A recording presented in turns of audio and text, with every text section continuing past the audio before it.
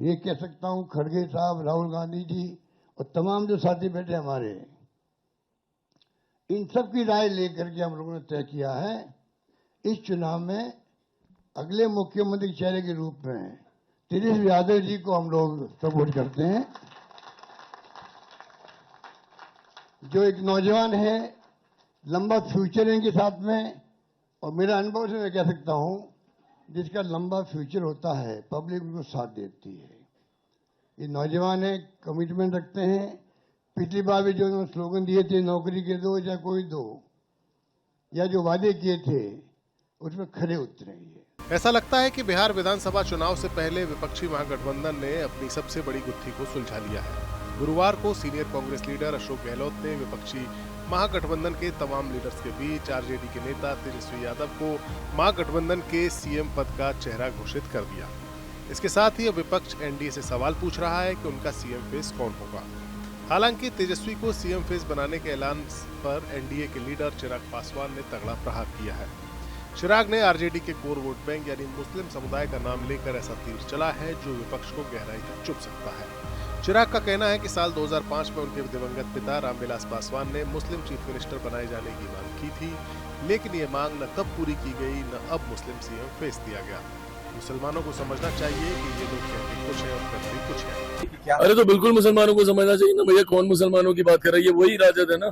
2005 में मेरे पिता ने कहा था ना कि भाई एक मुसलमान को आप मुख्यमंत्री बना दीजिए। क्यों नहीं बनाए थे बताइए? अगर इतने ही मुसलमान के हितैषी बने फिरते हैं, क्यों नहीं है उस वक्त एक मुसलमान मुख्यमंत्री बना दिए थे? अगर उस वक्त बनाते तो सही मायनों में समझ में आता कि भैया इनका समर्पण है मुसलमानों के प्रति। पर ये कहेंगे कुछ, करेंगे कुछ, इनकी कथनी करनी में फर्क है। मुसलमान इनके लिए सिर्फ वोट बैंक है, और जितनी जल्दी मुसलमान ये बात समझ जाए, भाई हम लोग कहने के लिए नहीं कहते, जितनी भी हम लोगों ने गरीब कल्याण की या जन कल्याण की योजनाएं बनाई है उसमें बिना भेदभाव के हम लोगों ने देश के हर एक व्यक्ति, भले वो किसी भी जाति समुदाय से, किसी भी धर्म से आता हो, उसके लिए हम लोगों ने ये योजनाएं बनाई हैं। पर ये लोग तो उसमें भी जात देखते हैं, उसमें भी धर्म देखते हैं। बहरहाल तेजस्वी के विपक्ष का सीएम फेस बनने के बाद अब बिहार की लड़ाई दिलचस्प हो गई है। ऐसा माना जा रहा है कि लालू यादव और तेजस्वी यादव पिछले कई दिनों से कांग्रेस पर तेजस्वी को सीएम फेस घोषित करने के लिए दबाव बना रहे थे। वे कांग्रेस से तेजस्वी यादव के नाम पर सहमति चाह रहे थे, लेकिन कांग्रेस इस मसले को टाल रही थी। कांग्रेस का कहना था कि चुनाव के बाद विधायक दल की बैठक पर इस मुद्दे पर चर्चा होगी। कांग्रेस और आरजेडी के बीच इस मुद्दे पर जब खटपट शुरू हुई तो आरजेडी ने बिना सीट शेयरिंग की औपचारिक घोषणा के ही अपने प्रत्याशी चुनावी मैदान में उतार दिए। इसके बाद कांग्रेस ने अपने प्रत्याशियों की लिस्ट भी जारी कर दी। इससे नाराज आरजेडी ने कांग्रेस के प्रदेश अध्यक्ष राजेश राम के खिलाफ भी अपना प्रत्याशी उतार दिया। इस प्रकरण के बाद कांग्रेस ने इस पूरे मामले की गंभीरता को समझा। कांग्रेस ने बंद हुई बातचीत को फिर से आगे बढ़ाया। कांग्रेस सोर्सेज के मुताबिक महागठबंधन में फ्रेंडली फाइट पर आरजेडी चीफ लालू यादव के साथ बातचीत हुई है।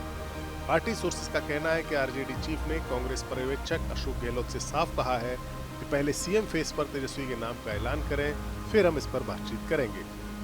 आरजेडी के एक सीनियर लीडर ने नाम न छापने की शर्त पर बताया कि कुछ सीटों पर फ्रेंडली फाइट होगी, लेकिन सीएम फेस पर तेजस्वी के नाम की घोषणा के बाद कुछ सीटों पर आरजेडी अपने प्रत्याशियों का नाम वापस ले सकती है। Bureau report, news nation.